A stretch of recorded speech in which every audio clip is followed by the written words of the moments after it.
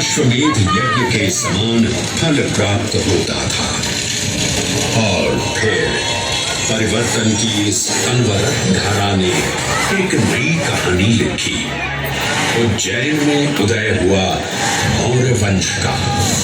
सम्राट बिंदुसार ने अपने पुत्र अशोक को उज्जैन का राज्यपाल बनाया और समय के साथ अशोक के शासनकाल में धर्म का विस्तार हुआ।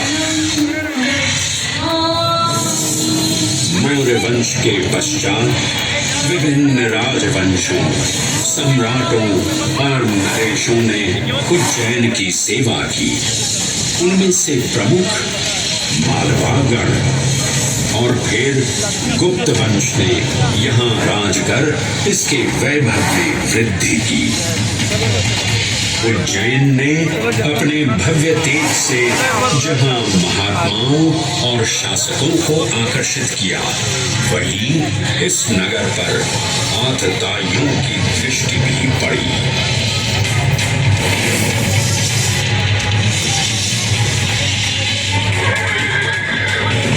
शक मध्य एशिया की खानाबदोश जनजाति थी, जिन्होंने उत्तर पश्चिमी और मध्य भारत के कुछ हिस्सों पर आक्रमण कर अपना शासन स्थापित किया।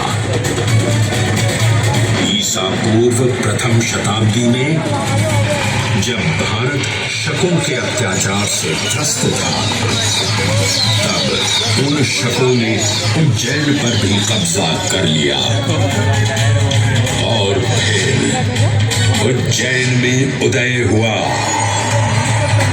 एक तेजस्वी योद्धा, महाराज विक्रमादित्य का।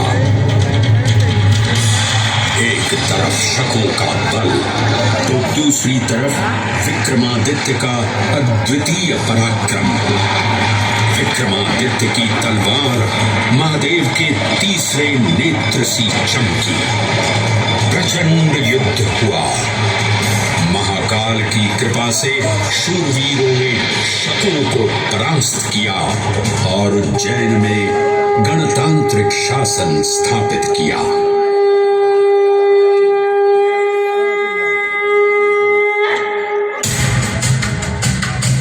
इन्हीं महाबली विक्रमादित्य की राज्यसभा महाकाल मंदिर में ही प्रतिष्ठापित थी। आज भी इस मंदिर की घंटियों में विक्रमादित्य की वीरता और शौर्य की प्रतिध्वनि गुंजायमान होती है। राजा विक्रमादित्य और शकों के मध्य हुए युद्ध ने उज्जैन को काल चक्र से अभिन्न रूप से जोड़ दिया, क्योंकि जिस दिन उनको विजय प्राप्त हुई, उस गौरवशाली उपलब्धि के सम्मान में एक नवीन पंचांग का शुभारंभ किया गया, विक्रम संवत पंचांग।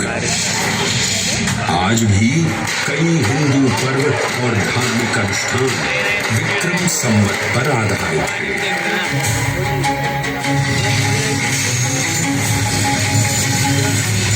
पृथ्वी की भौगोलिक कर्क रेखा इस पावन उज्जैन भूमि से होकर गुजरती है। लगभग 300 वर्ष पूर्व उज्जैन विश्व समय का प्रमुख संदर्भ बिंदु था। यही कारण है कि उज्जैन की वेधशाला में